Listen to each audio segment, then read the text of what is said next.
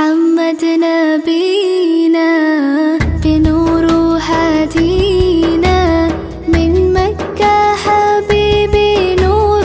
سطاع المدينة، من صلى صلاته وتحلى بصفاته